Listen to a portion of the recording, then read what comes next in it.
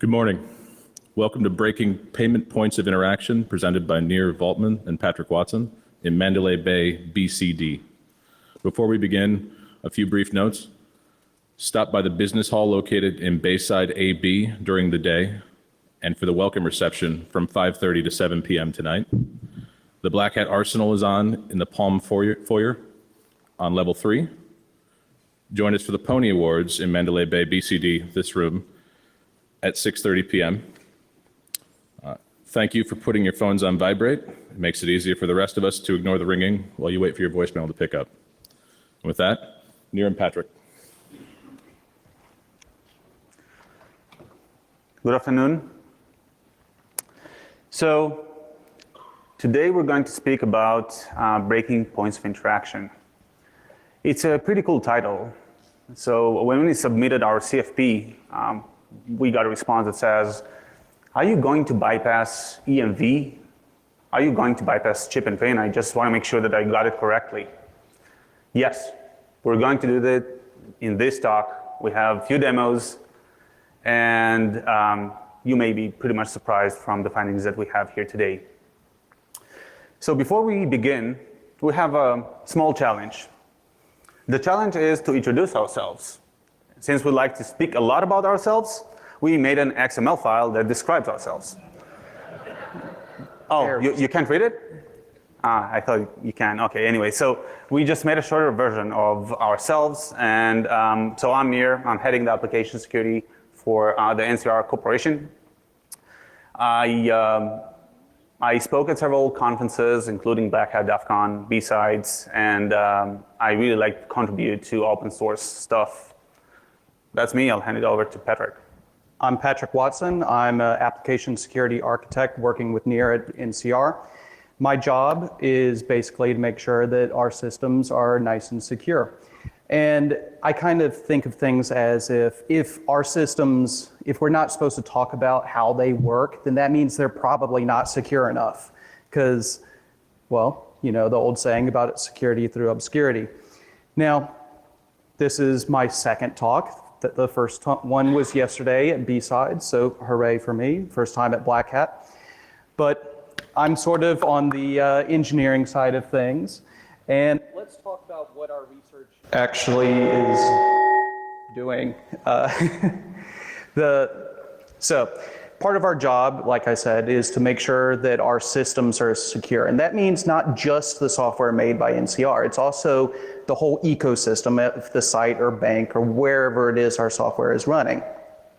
So we take our software and we also analyze the devices and hardware software combinations from the other vendors at the site.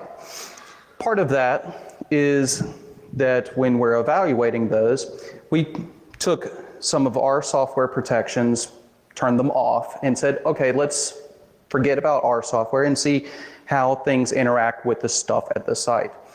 And when we did that, kind of a whole bunch of stuff popped out, and we went, oh God, what is this?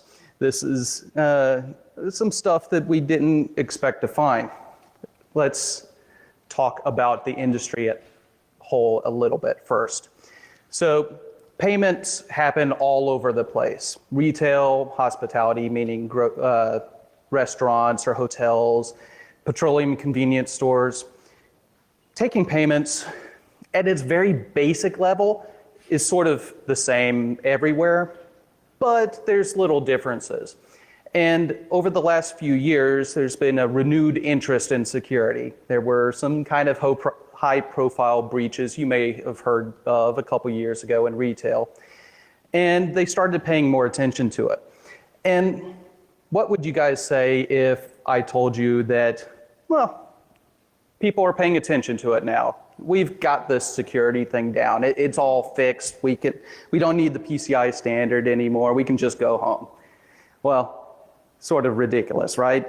Everybody here knows that you can't just do a point-in-time assessment of security. You have to keep going with that.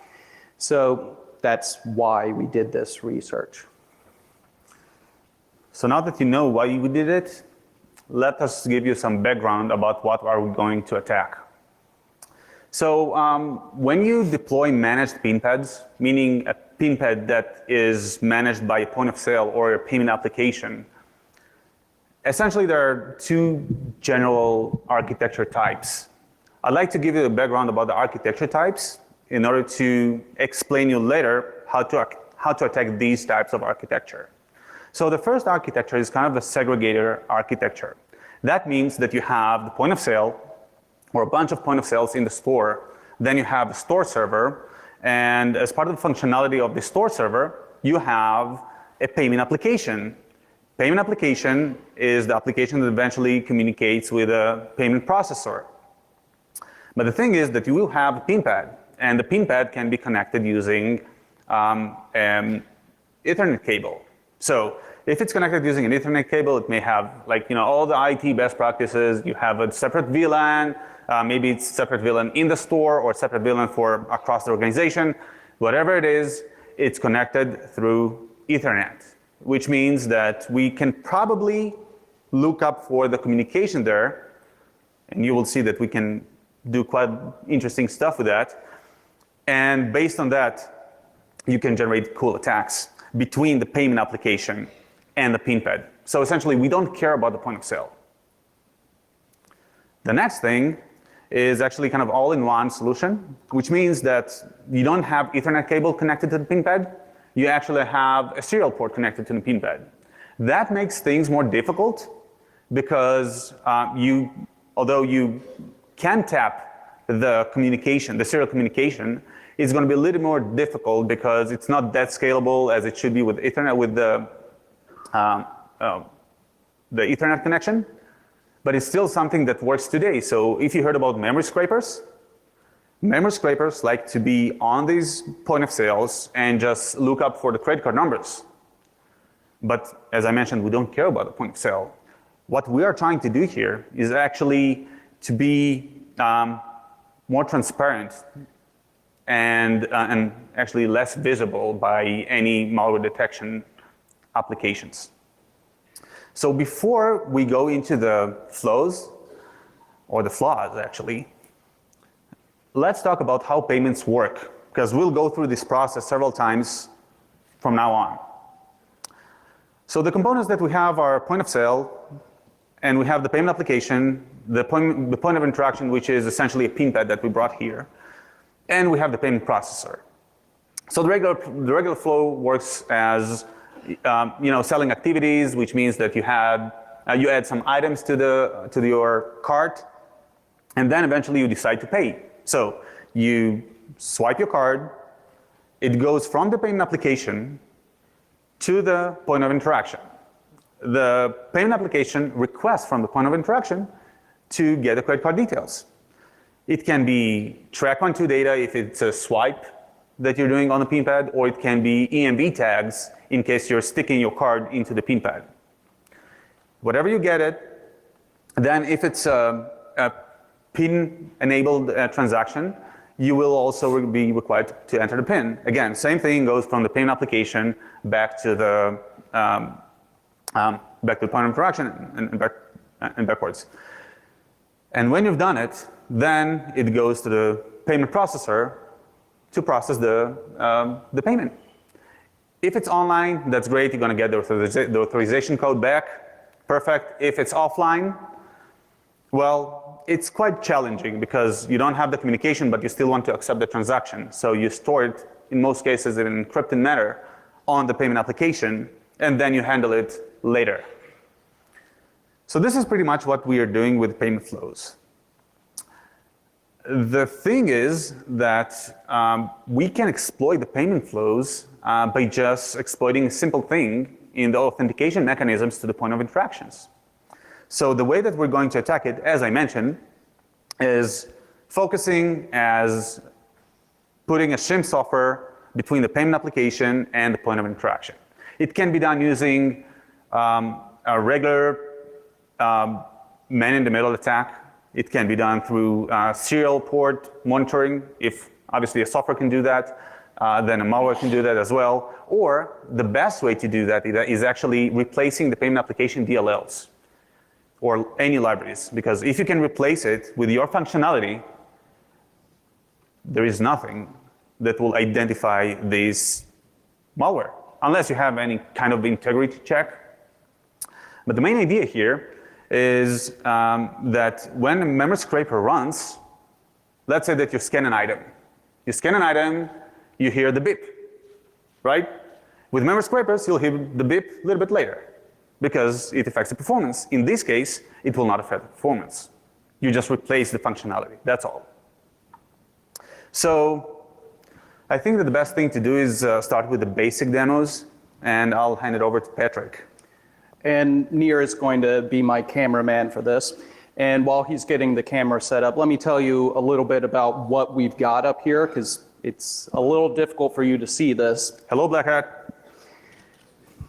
So we've got my laptop running a point of sale simulator that we use for testing. It's literally just a simulator. I can push buttons that say add deli item, stuff like that.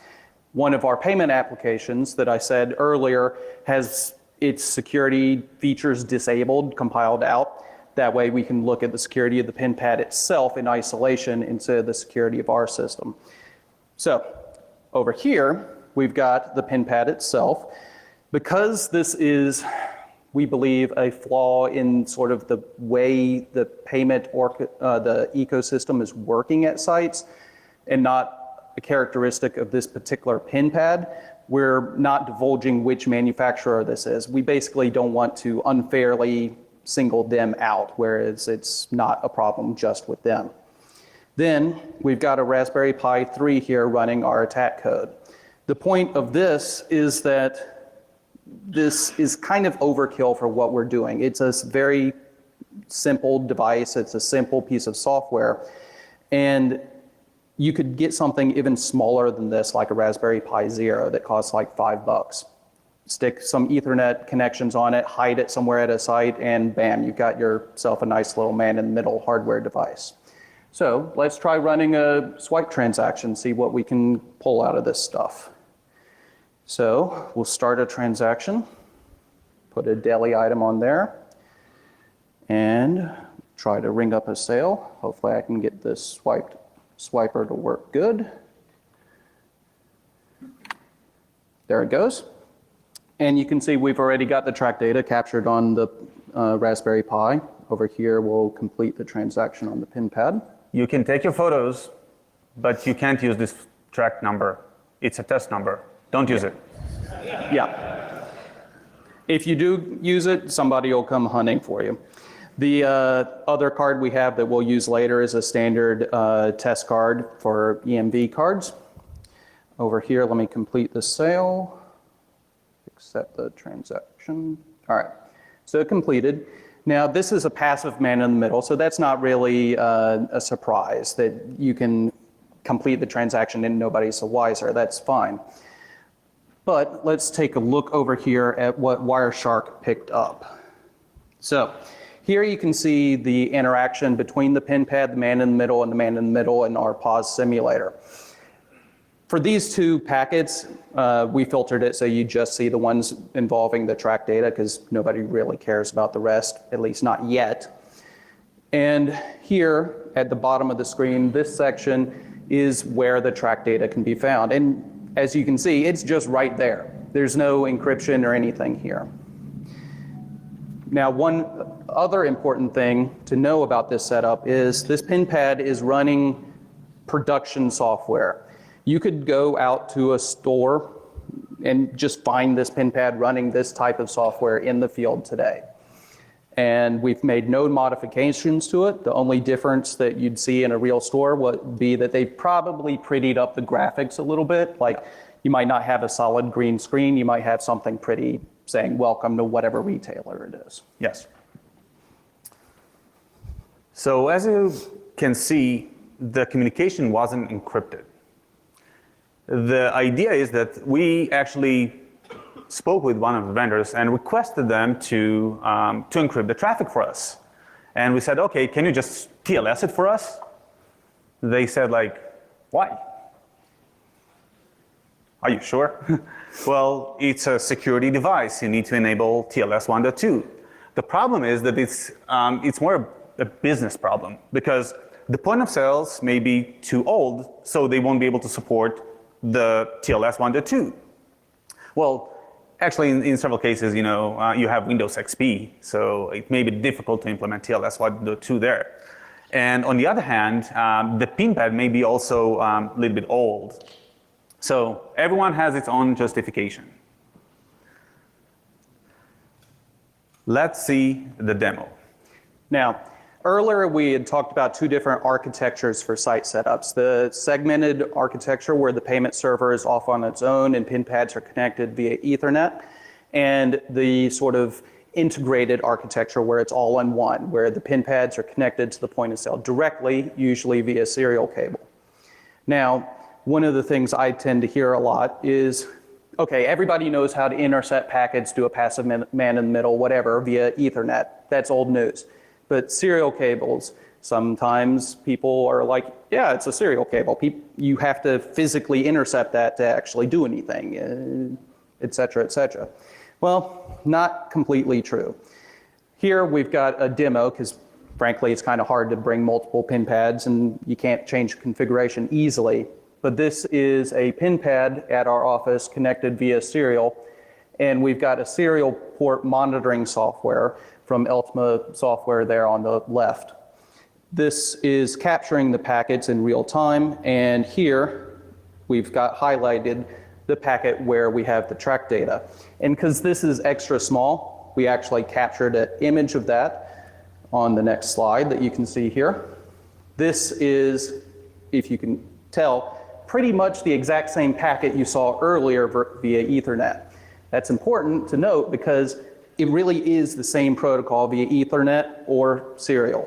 So if you've got software that can intercept serial, they can do the exact same things that they can do via Ethernet.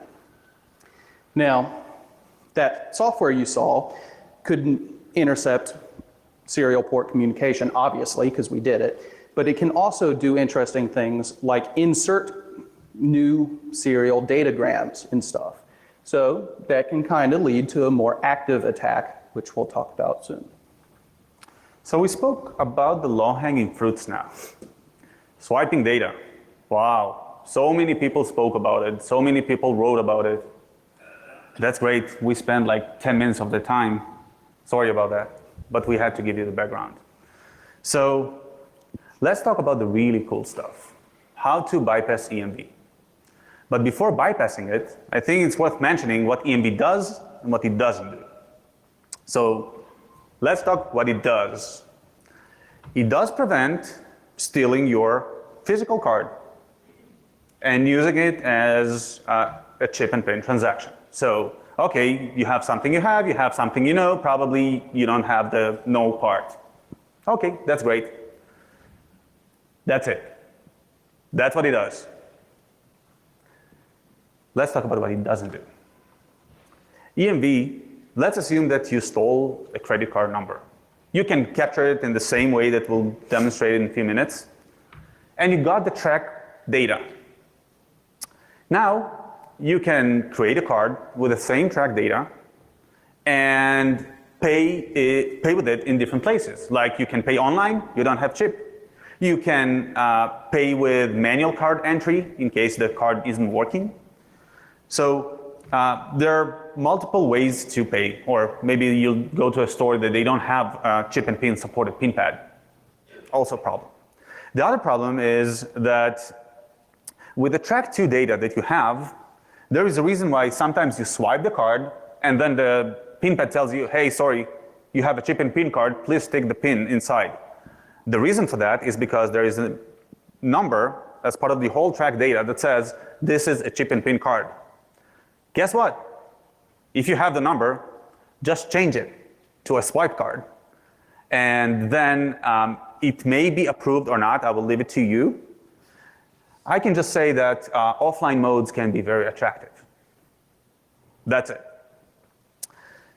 And the last scenario is actually falling back to a swipe method, which means that if you go to the cashier and let's say that you're sticking your card instead with the chip in the front, you'll just stick it with the chip in the back.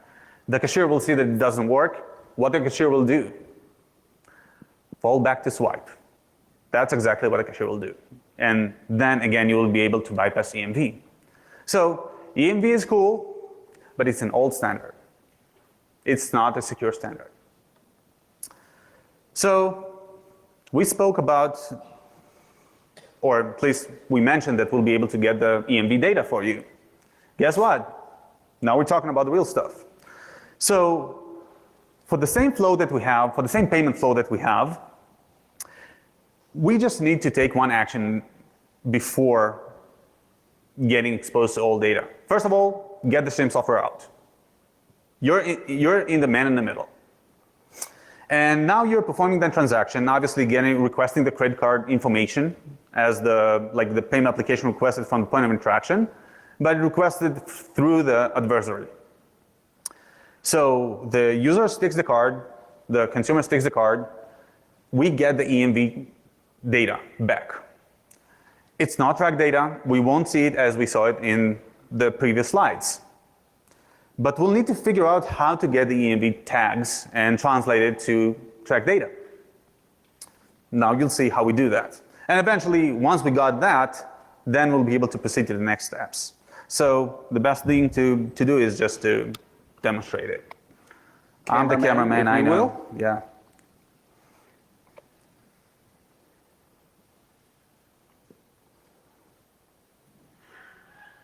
Oh, here it is. All right, so let's just start a new transaction here. Start transaction, let's add a deli item. Start the sale. We should get a prompt to insert our chip card here momentarily. There we go. Now it's going to ask us to accept the amount. Yes. And if you notice over here on the Raspberry Pi, we've already got the track data. We'll come in here and hopefully I can type the PIN correctly. This is also a test card. Yes. And don't use it. It's not a good idea to tell anybody your PIN, but since this is a test card, it's 4315. Hope I typed that right. Looks like I did. Processing approved. And it's going to ask me to remove the card. It should go back to the welcome screen momentarily.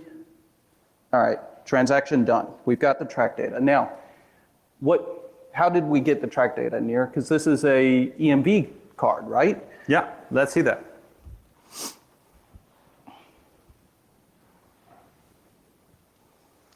So here is a picture of one of the packets that you intercept from that. This is kind of obscure a little bit. You've got a section right, where's the mouse? Right here with American Express. That's because this is what's called an application identifier that says what type of card it is. Lower down, you've got this weird string right here. That's because this is a test card. Normally someone's name would appear here. This just identifies which test card you've got. Now, does anybody see track data just sitting out in the open there? Yeah. Oh, Yeah. Well, me. yes. Yeah, but I know that because I prepared the deck. Yeah. I wouldn't see it. But let's give them a hint. What about now? In most payment systems, data is transferred usually using ASCII encoding. It's usually right there out in the open, assuming you're not using TLS or something. But here, it's still not quite obvious enough. But if you look over here in the actual hex representation of the binary going back and forth for EMV, this is the actual track data. And it's sort of in an odd format. They actually took the text representation of the track data and then sort of transposed it into so that you'd see the track data when you look at it in hex form. So if we transform that into readable stuff, you can see you've got the standard track format there. You've got the pan at the front, a separator, then the expiration date, that's what's in purple, then the service code, that's in sort of a orangish yellow color that sometimes doesn't show up too good, then the discretionary data. Now, let's talk about that service code. Remember how Nir was talking about you could change one character and then you could use the card offline? Well, that's what the service code is. You see the 2 at the very first, right here? That 2 means this is a chip card. If it's a 1, that means it's a swipe card. So All a attacker has to do is take that track data, change the 2 to a 1, write it to a magstripe card, and then you can use it in an offline scenario. Hosts are supposed to check that when you do an online verification, but if you're offline, nobody's the wiser. Okay, so now we stole the track data, but we still want to purchase online. I want to get an RV, and I want a credit card for that. So we have the full name, we have the expiration date, we have the track data. What else do we need? Anyone? CVV. That's right. Well, that's a challenge. We'll probably need to bypass it. So, till now we spoke about the passive attacks. Now we'll need to do something active to get the CVV number. So our active man-in-the-middle attack is quite interesting. In this flow, we have, again, all of the components as we had before, but if you see the payment flow, we request to pay from the point of sale to payment application, then the payment application requests the credit card from the adversary and requests it from the point of interaction. We get the EMV tags. Now you know that we know how to get the EMV data. And when we get the EMV tags back as the adversary, before responding to the payment application, we inject our own call to the to the PIN pad. The reason for that is because if we will inject ourselves not in this process, the transaction will just not complete successfully. But we want the consumer to feel really good with the fact that we're stealing his CVV as much as he can. So, so the way that we do that, we just call let's call it a function inside the point of interaction. And this function essentially gets us a number. We request a 4-digit number with a specific text. That's what we can do, and that's what we will demonstrate now. So, cameraman, if you please. And I'll start up a new transaction while you're working on it. And this time, since we're getting close to lunch, I'm feeling a little hungry. Let's put on 2 deli items. We'll be daring. All right. So we've got 2 deli items. So far, same as before. Click the sale button. We'll get prompted for a EMV entry momentarily. Make sure I get it in the slot. Please wait. Now we've got the track data, same as before. Do amount confirmation. Enter the PIN. 4315. Hope I typed it right. Yep. And here's a new screen. This is our first of the attack screens. And as Nir mentioned, this is a normal built-in prompt. It's a normal prompt API. We supply the text, say, give us a card, a 4-digit number, and it'll respond back. Now, because this is a test card, it doesn't have a built-in CVV2 assigned to it, so I'm just going to enter 123. Click enter, and if you look over here, the Raspberry Pi's got it. The PIN pad finishes, approved. Should prompt remove card, there we go. Processing, and we're done. Now, let's take a look at the Wireshark and see if we actually intercepted all that. So this is all the swipe data. We'll switch to the prompt entry. So what you see right here is all the different prompt responses from the PIN pad. You see right here that this is 1, 2, 3 going from the PIN pad to the man in the middle. Here is a different type of prompt response. This is just saying that we finished a form. And here is yet another one saying, hey, we finished a different form. So as you can see, right here, PIN pad to man in the middle, that's our attack.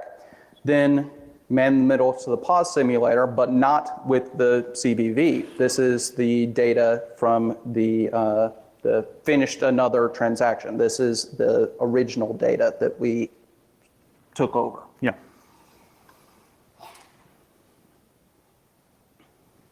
Okay, so we've got the CVV. That's great. But we want to get more.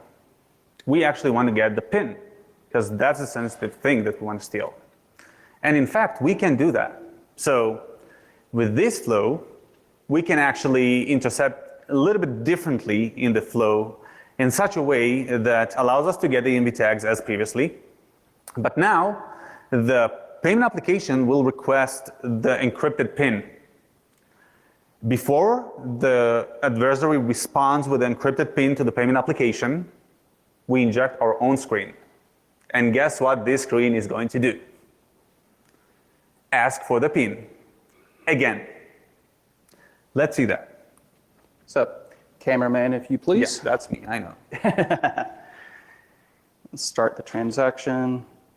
Go ahead and put 2 grocery items on there this time. Oh, you got it. Okay. There we go. Ready? Yeah. All right. Click sale. Should get the entry prompt. There it is. Insert the card. Get the track data. Now we've got the amount confirmation screen again. Yes. Trusty old enter PIN screen. This is the real one. 4315. Now, just like previously, we get a new screen. This time, re-enter PIN. Now, if you're a security professional, you may notice the difference between these two, but because we're able to put whatever text we want on this screen, we can also claim that there's a problem or whatever. And most consumers are kind of trained, if you will, to trust a PIN pad. If it's telling them to enter their PIN again, they probably assume they typed it wrong. Now, if you look at the Raspberry Pi, we've got it, unencrypted. And if we look at the PIN pad, it's approved. We get the same remove card, processing, back to welcome. So the payment application is none the wiser because the man in the middle never told it was doing that prompt. It just took over the flow of the transaction. So let's say that we've got that. The thing is that part of the PIN pad manufacturers actually provide some protection for the text that we can inject there. So they have a whitelist. Well, guess what? We don't need to bypass the whitelist. We just need to use the whitelist. So the whitelist may include a lot of words, and it varies between the vendors. But there is one thing that is pretty much common. Please re-enter. If you've been asked to put your PIN and then you've been asked to re-enter, what is the thing that you need to re-enter? Your PIN.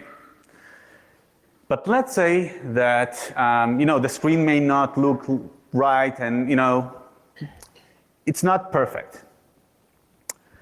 So several manufacturers actually allow you to inject screens or forms. The reason for that is because maybe on retail, as Patrick mentioned, it's pretty common, but in other business types like hospitality and petroleum convenience stores, they have their own flows. They want to customize it for their customers.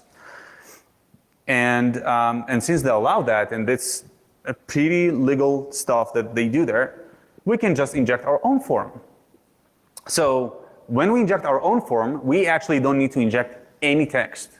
So the enter PIN that you see here on the screen is actually a photo. We just need to add a control that gets masked number.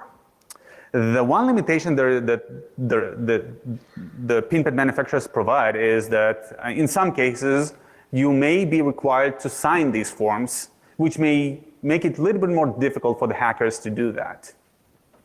So I suggest that the best thing to do is, again, demonstrate it and show it how it will work in the real world scenario. So as Nir said, some manufacturers require forms or screens or whatever they call them to be signed by the manufacturer. Now this one doesn't actually require that, which is why we're able to perform this attack. Again, production code in the field. If an attacker is smart about this, they'll do the form injection sort of ahead of time, like at 1:00 a.m. or something when nobody's in the store, nobody's likely to be paying attention. Because all the PIN pads actually do display something on the screen when you're doing this. It happens very quick, so we've slowed it down here, we're going to actually pause it. So watch the pin pad screen. The progress bar will be very quick on this once it actually gets going. It'll take it a second to go. So there it goes. We've got it paused after the progress bar completed, but if you noticed, there was a progress bar that advanced very, very quickly. Once it gets to this section where it says file successfully downloaded, a real attacker or real software would immediately transfer that back to the welcome screen, which, like this. Now, let's try this out using our form. Yeah. All right, start transaction. Let's put a deli item and a grocery item on there this time. Do a sale.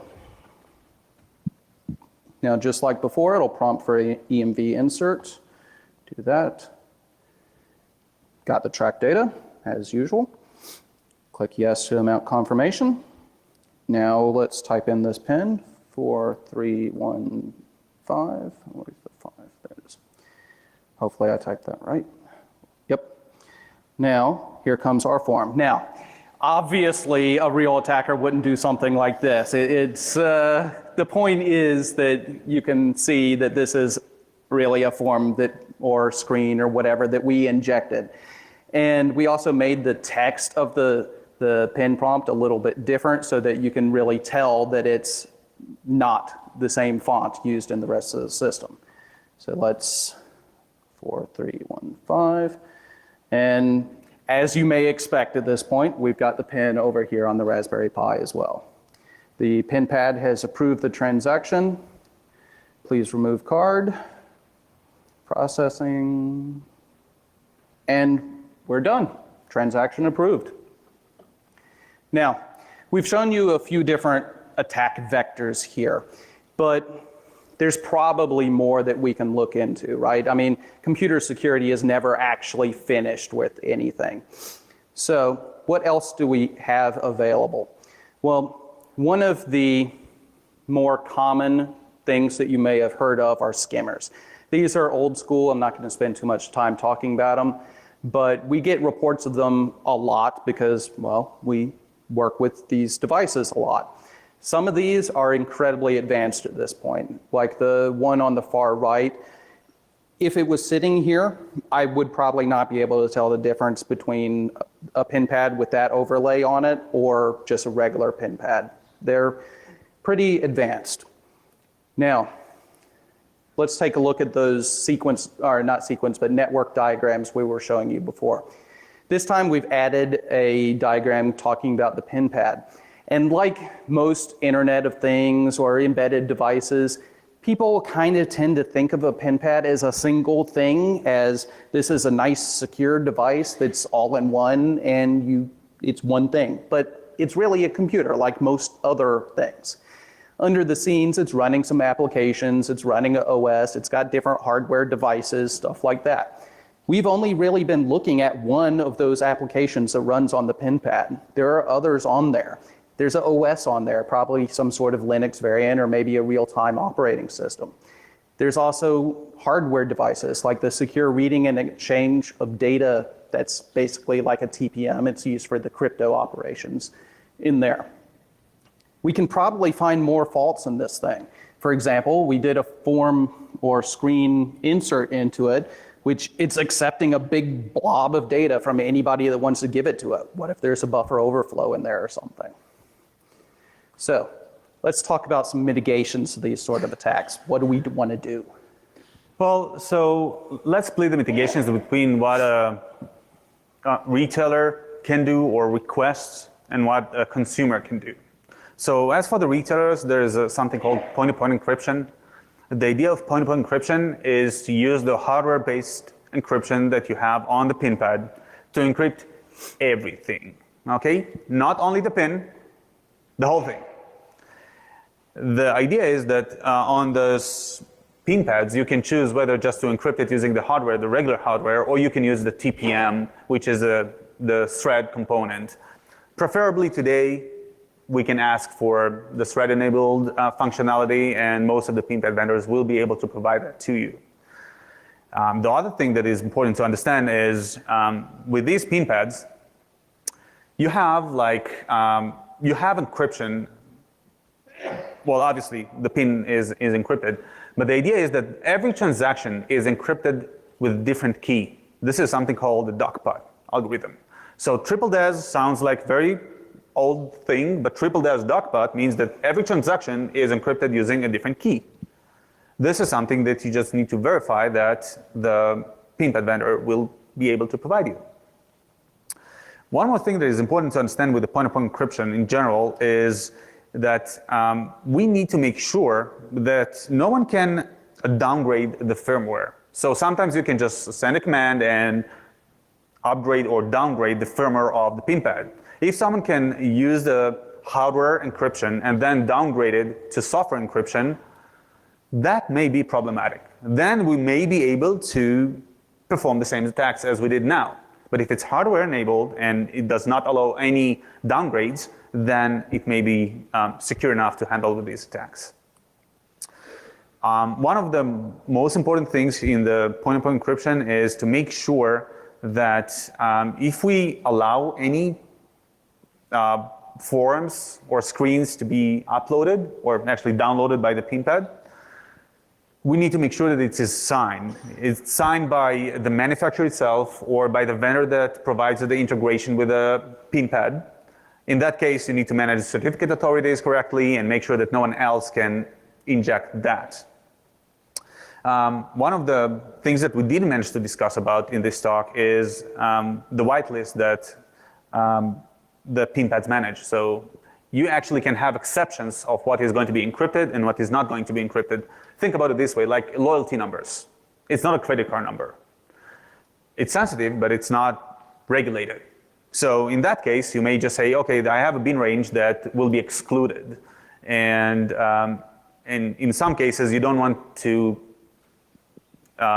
leave it open for attackers just to add the Visa and MasterCard bin ranges, so that won't be encrypted at all as an exclusion. And the last time, we spoke about the offline stuff, so we need to make sure that even if you don't have the online connectivity, you still have the encrypted blob on the payment application. So this is for the customers that have some power to face with the point of interaction manufacturers. But what if they don't have the point-to-point encryption functionality? Well, you can ask them to TLS it, if they support TLS or SSL-v3. Whatever they support, you can just request it, or just work with them to sign all of your requests, and then you will be authenticated. But from the consumer's perspective, what you can do as individuals in order to avoid this attack, except obviously paying with cash. So do not ever re-enter PINs. If you see that, take your card off and restart that transaction. Don't do that anymore. Be cautious of any unusual prompts because, again, the whitelist is pretty wide. You can be asked for social security number, address, or whatever that they can ask. Just take a look at it, see if that makes sense. Like CVV2, it may be prompted in some business scenarios, but it's not something common. And the last thing is try to use kind of an app payment, or for instance, I'm paying with my watch. I'm actually, when I'm going to the grocery store, if they support paying with my Apple Watch, I will go there because I won't be prompted for all of this stuff that we saw right now. So just to sum things up, it's relatively easy to exploit the point of interactions if you're in the right place. Again, you need to be man in the middle. And there are solutions to mitigate this, these attacks. It's just a matter of requesting the right things from the manufacturer, from the PIN pad manufacturer, and from the vendor that writes the payment application for you. And I think this is pretty much what we had to say today. Thank you.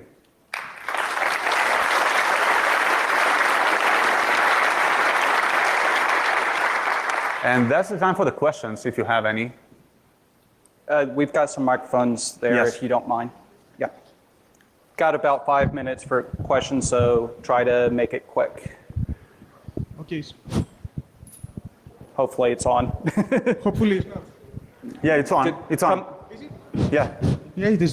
So, if we have a pin pad or a whatever POI, PCI approved, let's say DuckPod, signed applications, signed firmware, signed prompts, secure element, whatever, we can assume that it's safe. Well, According to your scenario. your question is, let's say that it's tested by PCI and you have all the controls that you think that you may have. This is actually a PCI PTS certified pin pad. It is. And Yes. PCI does not require any encryption of any of the communication on a local area network at the store, which is basically where the problem comes in. So this pin pad, even though it's PTS certified by PCI, allows you to do whatever prompt you want. That's one problem. The other problem is that PCI doesn't require you to do encryption or authorization of any communication at the LAN, which is how you do the man in the middle to actually do those prompts. And just add another comment. This is an EMV solution that should run on production. Yeah. And obviously it's not our production software, but we just played with the configurations or the calls that we can do on the pin pad. Okay. So the idea is just to work with the two parties and make sure that they can speak in the right language. Our Meaning solutions having actually, the security in place, not the EMV stuff, because full EMV solution, it doesn't mean that it's encrypted. It is a full EMV transaction, as you can see. yeah. Our solution actually uses the TLS connections or the point-to-point, one or the other, to protect against this sort of thing. But because PCI doesn't require either of those, many solutions don't do the same thing. Any further questions? Yes. There. For signature verification, authentication. I mean, Can you close speaker to the mic? it's for signature verification.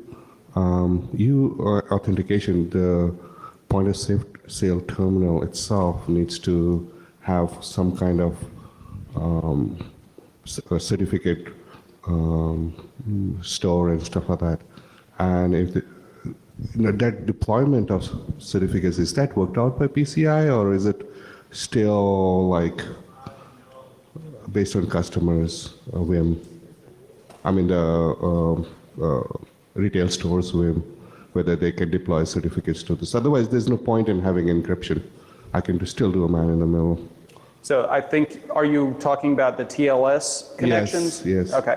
So PCI doesn't regulate that at all. And depending on which point of interaction it is, then some of them, when the point of sale vendor talks to the pin pad vendor, they can say, hey, point of sale or pin pad vendor, only accept connections or only create connections to this certificate because this is our certificate. Or they, by default, come with kind of the standard set of trusted root certificates, you know, the massive list that you might see in Windows or Mozilla or whatever. So our recommended approach is the vendor work with the pin pad vendor to say only trust connections to this certificate. We've got about 2 minutes, 1 minute left. Yeah. So, Yes. I was just wondering how easy it is to do a man in the middle with USB instead of serial. Well, the question was how easy it is to do man in the middle with USB. So the idea is that you don't really need to tap in the middle. You can just replace the DLL and you're in the middle. It doesn't matter what type of communication, as long as it's I/O, you can be as the man in the middle. And most USB pin pads are actually, the USB part is just making a serial port on the computer. So it's USB, but it's just serial port over USB. Welcome. so for Just last question?